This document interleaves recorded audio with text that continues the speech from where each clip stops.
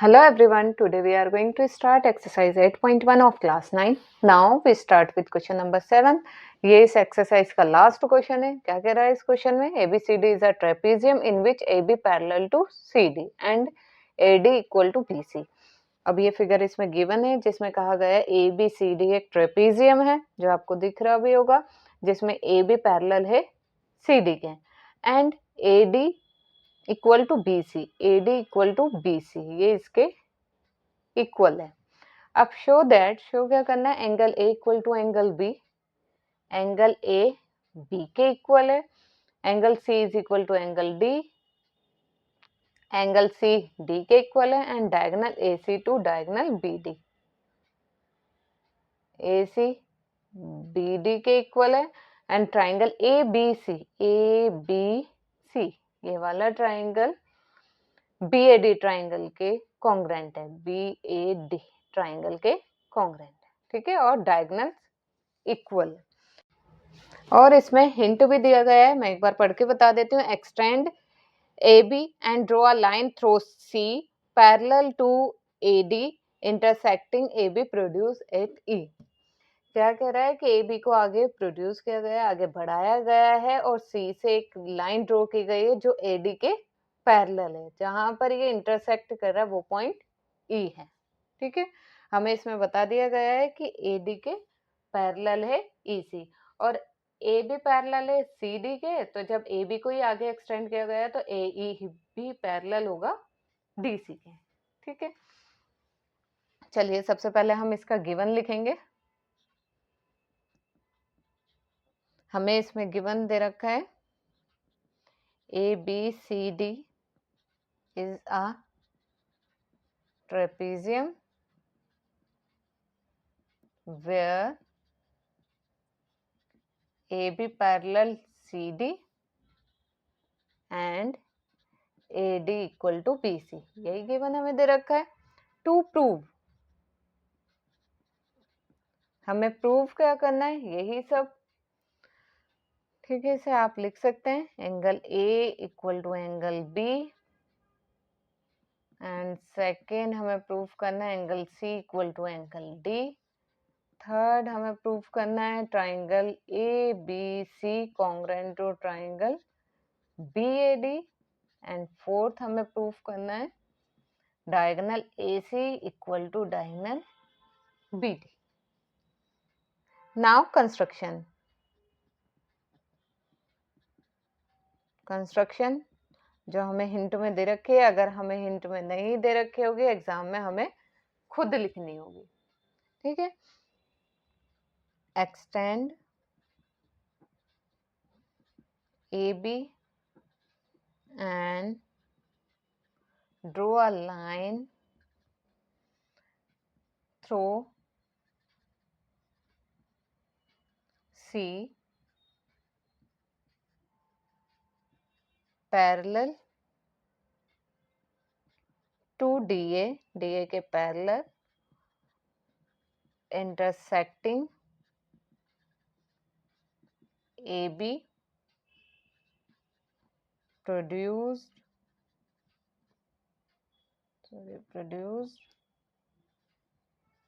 at E. Now proof. अब proof करना है. सबसे पहले हम फर्स्ट पार्ट प्रूफ करेंगे, एंगल ए इक्वल है एंगल बी. इसके लिए हम क्या करेंगे, देखिए कंस्ट्रक्शन से हमें क्या पता लग रहा है, कंस्ट्रक्शन से हमें पता लग रहा है कि ए डी पैरेलल है ई सी के, ठीक है. A D parallel C E from construction and और क्या पता लग रहा है हमें, हमें ये भी पता लग रहा है कि ए ई पैरेलल है डी सी के,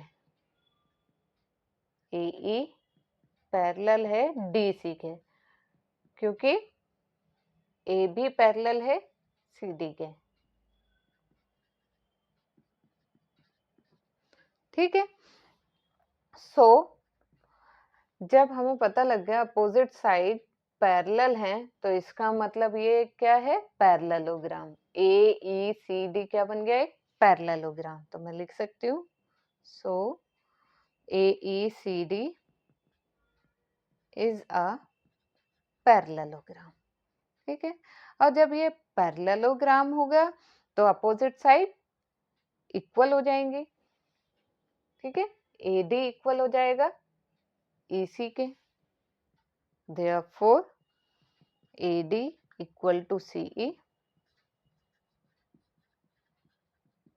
opposite sides of parallelogram are equal। ठीक है, यहां तक क्लियर है। बट हमें क्या गिवन था, AD इक्वल है BC के।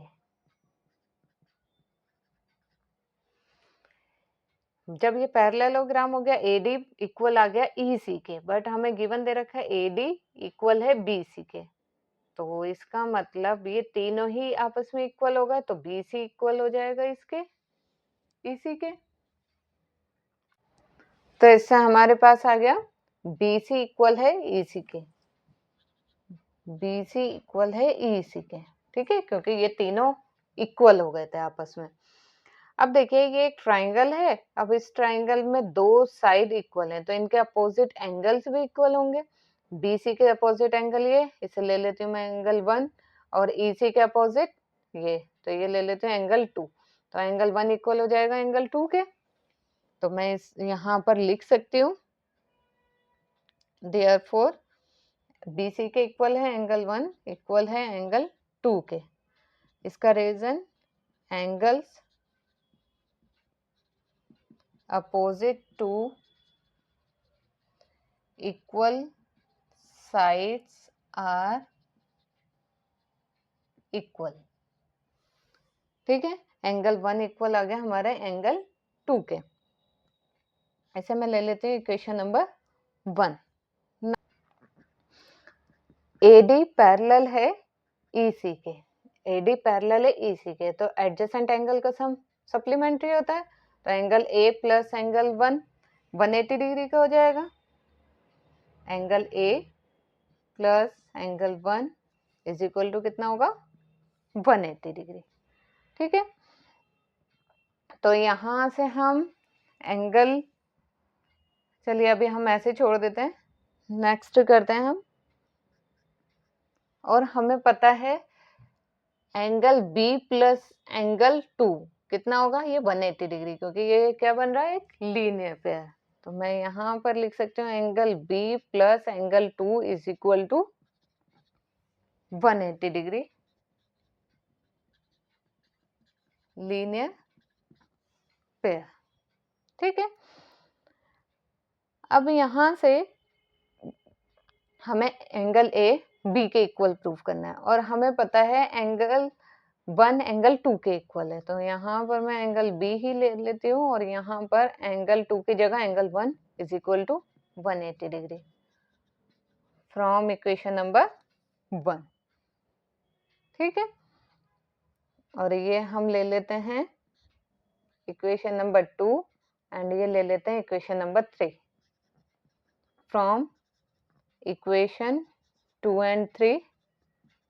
2 और 3 से हमें क्या मिल रहा है, 180 के equal angle A plus angle 1 है इज इक्वल टू 180 के equal angle B plus angle 1 है। तो एंगल 1 कैंसिल हो जाएगा, यहाँ आ जाएगा angle A equal to angle B। तो यहाँ पर हमारा ये प्रूफ हो जाता है। अब इसका सेकंड पार्ट प्रूफ करेंगे, यहीं पर प्रूफ कर देते हैं सेकंड पार्ट भी। उसमें हमें प्रूफ करना है एंगल C इक्वल है एंगल D के। अब देखिए यहाँ पर ABCD क्या है, एक trapezium. Now ABCD is a trapezium. जब ये ट्रेपेजियम है तो इनके नॉन पैरेलल साइड पे जो एंगल्स बनते हैं वो, उन एंगल का सम कितना होता है, एडजेसेंट एंगल का सम सप्लीमेंट्री, मतलब 180 डिग्री। तो angle A plus angle D कितना हो जाएगा, 180 डिग्री। और इसका रीजन आप लिख सकते हैं, adjacent angles on non parallel